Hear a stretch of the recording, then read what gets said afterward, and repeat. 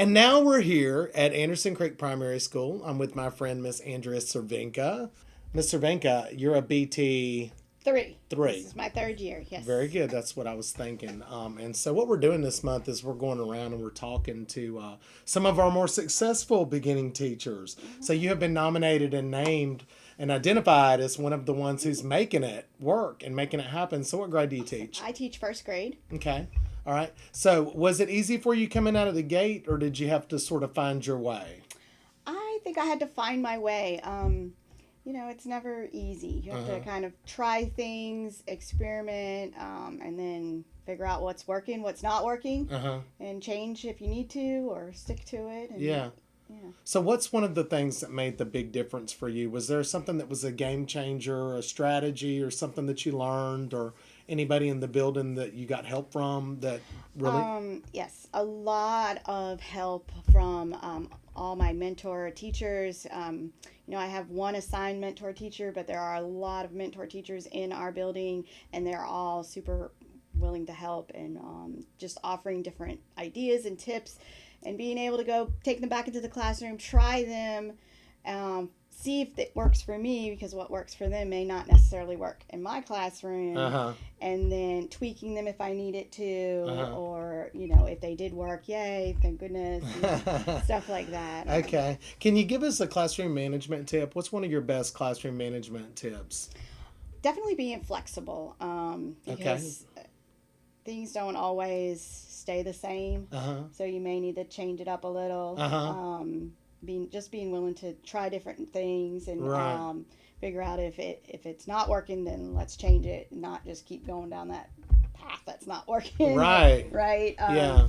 I think that's been a big thing for me, and it's not just classroom management; it's management in general. Like, I had to learn time management with my lessons, because sometimes I just got long-winded, and I would take too long to get to the point. So it was a lot of different things, just leaning on other teachers, seeing what they're doing, how are they handling things, trying it in my own classroom, and then tweaking if necessary. Yeah, that's one of the biggest mistakes I see BTs make is taking way too long to do a warm-up, or and then the kids start getting kind of antsy, and then their behavior problems start popping up. Yes. And I experienced that my first year. I was way behind on all my lessons because they would take too long, so I had to really learn how to keep it moving.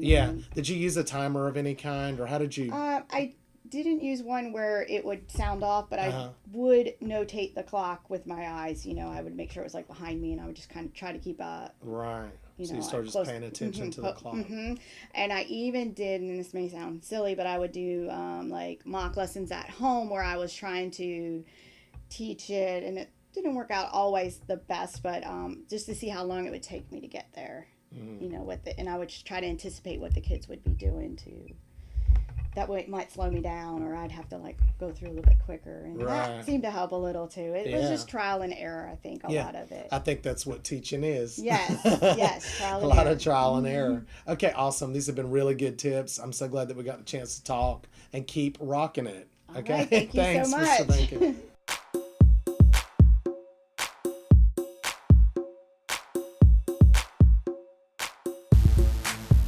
All right, and now here I am at Dunn Middle School, and I am with Miss Tammy Doll, and she is a rock star math teacher, math in the 7th grade, BT 3.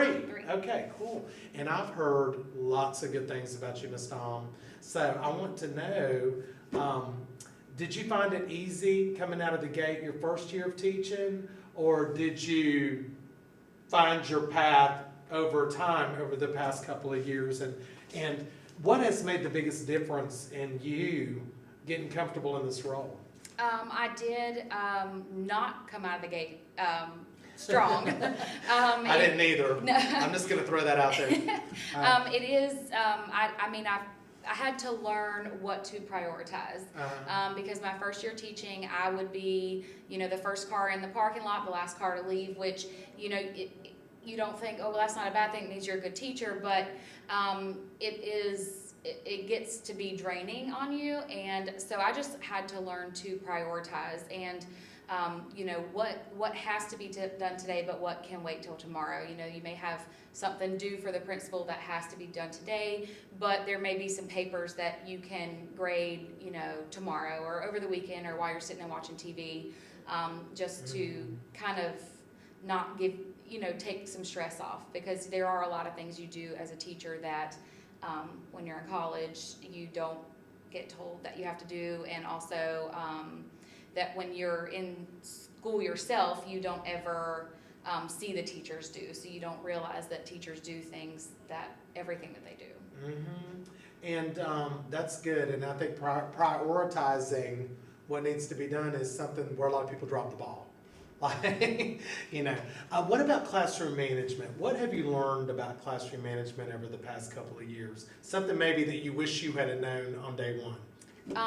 That the kids in the room are the most important thing. So when the kids come in the room, I prioritize them. So I don't sit at a desk. I don't check emails while the kids are in the room. When the kids are in the room, they are my main focus. And I want them to know that I care about them and what they're learning. And when you build that relationship with them, and when they recognize how much you care about them and how dedicated you are to them, they are willing to do anything with you. I've had kids that start asking me, can we do this math at lunch? And I'm like, oh, absolutely. And it's just, and it's like a child that maybe doesn't do really well at math, but they are willing to, just because they know that I care about them. And so the relationship part is the biggest thing. And if somebody would have told me, at the beginning, if I could have had anybody tell me something that would get me through, I would have had someone tell me, focus on the kids, build that relationship. Everything else can wait. When the kids are in the room, there's nothing more important than them being there. So that's some pretty good and profound advice that I'm going to have to agree with. I sure do appreciate your time today. Thank you for being on BTN. Absolutely.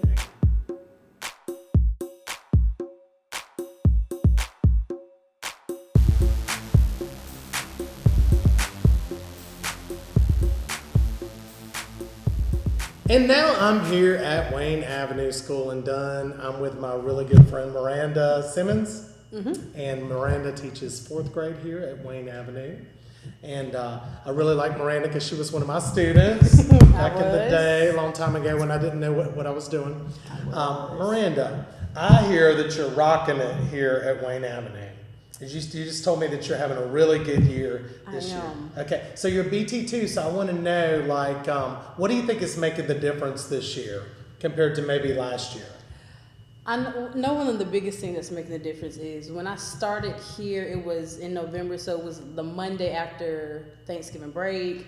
So I was thrown into, as I like to call it, thrown into the lion's den a little bit, just because I was coming in, mid-year with, a group of students who, had a teacher who was transitioning to another part of the education field. And so it was kind of like a struggle to get that classroom management set up. But one of the things that helped me was a lot of the Teacher Talk Thursdays were offered during the summer, and I utilized a lot of them, except for probably about maybe 3 or 4 of them. But one of the ones that I made sure that I went to was the classroom management one that was taught by you and Alicia Washington. And a lot of the techniques that you showed me in the Teacher Talks, I was able to utilize them in my class, and they're working. Good. That's awesome. So go to Teacher Talks is what I'm hearing out of that. Can you give us an example of one strategy that you learned that's working well for you? One strategy that I learned was you all showed me some cooperative learning participation grade, little cutouts that were laminated, and I have my classroom set up where they have groups 1 through 4, and on the little task card it says, are we on task?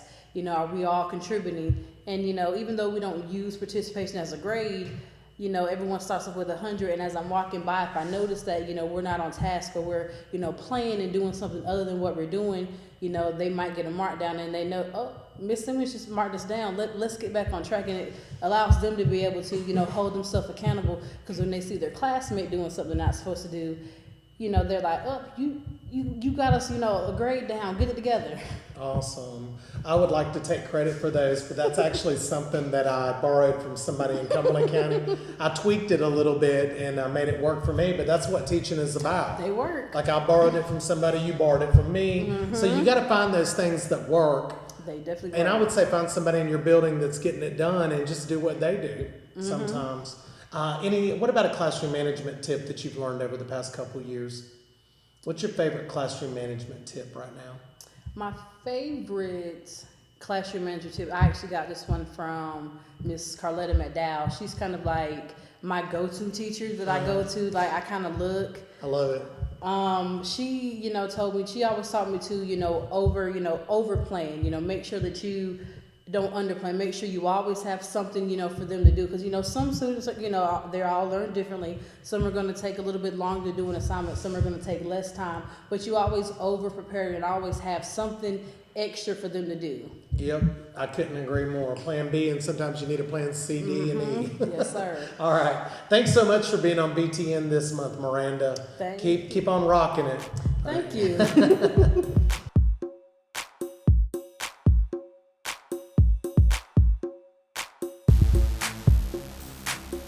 And now here I am at Boone Trail Elementary School with my friend Amber Johnson.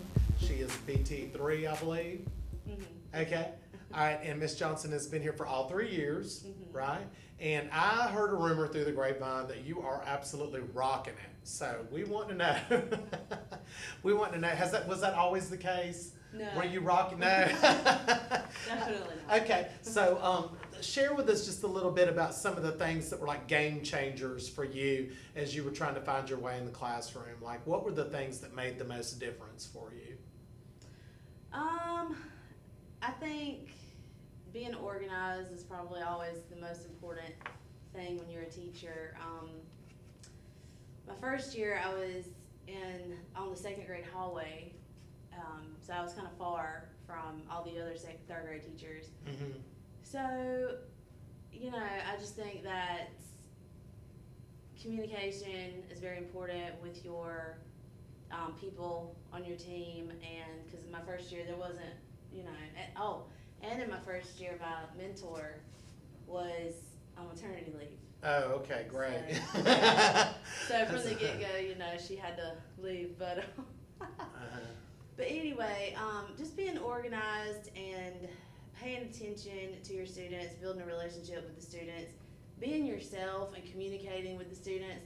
I started to learn that towards the end of my first year, like how important it was to communicate and to just be yourself, because they can always tell when you're not totally 100% yourself. Good stuff, yeah. And just even though if you have to say something to a student that's kind of like disciplinary, I'll always try to have like a nice positive tone and, do it in like a friendly manner. Just building that relationship helps them not be so, they respect you more. Give respect that you earn respect. So, I think knowing their age too, like if I were to start over again as a teacher, I would want to be asking questions from other teachers like, what is particular about this age? Because when I started with third, I came from 3-year-olds. So I kind of treated the 8-year-olds like they were, smaller than what they were. That's good. Okay, yeah, I hear. I mean, that wasn't good, but what you're saying is good. Yeah, like they, especially with the boys, they really look for respect from their teacher. Right. And the girls, they just want like a, close bond and all that. But anyway, learning the characteristics of an 8-year-old, 9-year-old, and because every age is a little different. So that helped out a lot. Then you learn the tricks of the trade. Just keeping an eye on them. Like just white on rice. Always watching. Being vigilant. Yeah, you notice everything, never letting the least little thing slide.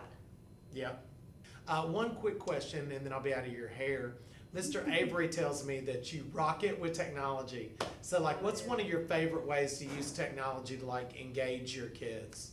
Okay. Yeah. Well, I use Google Classroom. Okay. I think not everybody does. That's probably the number one thing. Google Classroom helps when you want to post stuff, like class codes and websites. They don't have to type it, you know, you don't want them to type it into the search bar. Yeah. But that will be the first thing. I like to make Google Slides. Uh-huh. And what I'll do, this is how I teach my ELA whole group lesson plans. Mm-hmm. I will, with our book of the week, I'll put, you know, the title, and then sometimes, like, you know, if like you can find somebody reading it on YouTube, blah, blah, blah, like if I don't have a copy of the book, I like to read it on Mondays. But, you know, it's a good resource for them, like with learning videos. I can put the standard on the Google slide, and then I'll have them all come down to the carpet, and I'll say, okay, this is what we're learning this week. Here's a video about, you know, the standard, and, you know, it'll kind of progress throughout the week. Mm-hmm. You know, because when they come to carpet, you know, you don't want to keep them, you don't want them to get bored. Mm-hmm. So I always like to do a short little video about the standard. But I think what a lot of the technology thing is with my lesson plans, I break them down for the students. And I put them on Google Classroom. So every week they'll have, like, if I have like a vocabulary assignment, then they'll go on their computers to look at the vocabulary words. It's also a great paper saver. I think that's originally where I got the idea from, because I'm like, I don't want to print out, you know. I mean, of course you can do them in centers and stuff, but anyway. But I give the students a lot of tools online on Google Classroom so that they can do their work. Not all the time, because too much is not good. Well, I sure do appreciate your time, and thank you for being on BTN with us this month. Those were some really excellent tips. Yay! Thanks. Well, thank you for coming. Yeah. Thank you for nominating me and Yeah. coming to interview me. Yeah, you Miss know. Langston nominated you, so. Oh, Yeah, yeah, there you yeah. go. All Yeah, sorry.